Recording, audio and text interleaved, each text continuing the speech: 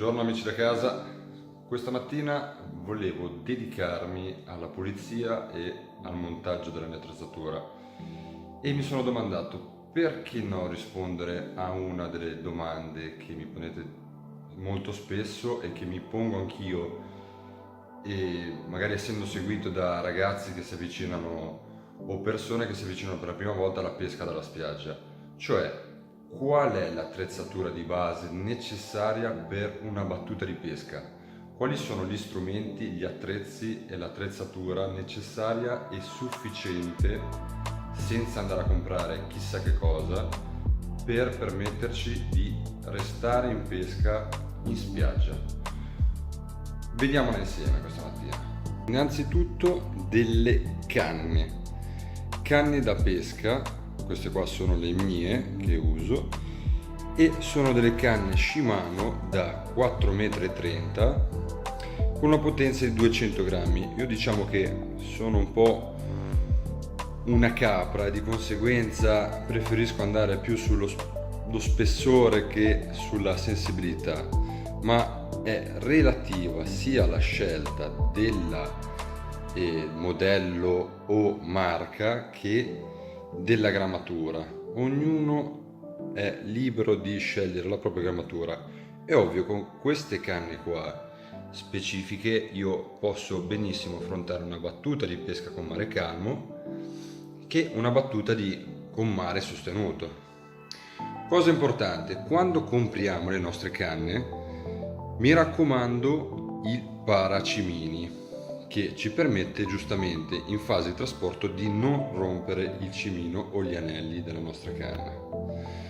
Poi un elemento sicuramente importantissimo una volta in spiaggia è il picchetto che vedete lì sotto le canne.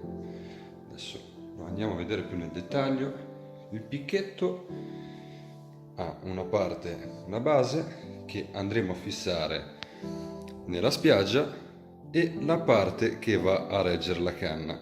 Voi immaginatevelo ovviamente verticale con la canna appoggiata che fa da sostegno da questa parte. Poi fondamentali, voi adesso ne vedete una quantità forse eccessiva, i rocchetti portaterminali. I rocchetti portaterminali che noi andremo a segnare con la numerazione di diametro che noi andiamo a utilizzare durante la nostra battuta di pesca. Ovvio, abbiamo diversi rocchetti a seconda del diametro per affrontare tutte le situazioni. Poi ovvio, sta nel pescatore allungare, accorciare il terminale. Le piccole accortezze sta nella bravura del pescatore, ma è bene avere perlomeno 5, 6, una decina di rocchetti, anche di meno forse, ma con un diametro di filo differente, in modo che noi, a seconda della corrente, a seconda del mare, a seconda del pesce, abbiamo terminali differenti. Ovviamente qua si parla di livello base e non vado nello specifico a vedere rocchetti con ami diversi. Qui si parla di rocchetti con ami tutti uguali e diametro differente. Parte 3. I piombi, scatola dei piombi. Qua di nuovo ce n'è forse una quantità diversa e eccessiva, però è bene avere un assortimento di piombi di diverso genere, piombi con anello e piombi scorrevoli di diverse grammature per affrontare la nostra battuta. Ovviamente queste canne qua, come le vostre, avranno un ranking di lancio e di conseguenza peso della piombatura già di vostro gradimento, di conseguenza voi andrete sempre a utilizzare gli stessi piombi. Però non è detto, magari c'è un mare un po' più calmo e diminuiremo la nostra piombatura, magari con un mare più sostenuto dovremo aumentarla e di conseguenza dovremo avere a disposizione diversi piombi. Fase 4. I fili. Si dividono principalmente in due parti i fili che dovremo avere. I fili da terminali, che qua sono di tutte le dimensioni, da più sottili che posso utilizzare, uno 0,14, uno 0,16 fino ad arrivare a uno 0,25, e i fili da shock leader che utilizzeremo nella fase di montaggio della nostra attrezzatura, da un 35 a un 40 e per chi vuole salire ancora di più. Entriamo un po' più nella minuteria e qui abbiamo assolutamente la necessità di pescare sia in fase diurna che notturna e di conseguenza lampade da testa che possono essere di diverso tipo o lampade da terra. Lampade da terra io qua l'ho messa, ma è relativa, nel senso che può essere una variante, ma pescare con una lampada in mano è impossibile. Quindi scegliamo in un negozio da pesca o dove trovate questi articoli e una lampada a vostro piacimento. Io non andrei a poco spendere su questo articolo in particolare, ma più che altro per la vostra sicurezza. Una lampada che si brucia, rompe, finisce la batteria o fa poca luce in una condizione di pesca dove siete completamente isolati non è di certo una bella cosa.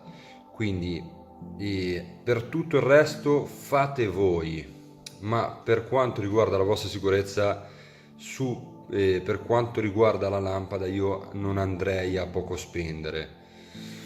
Poi vabbè, le batterie sempre da avercele dietro per non rimanere al buio, è bene.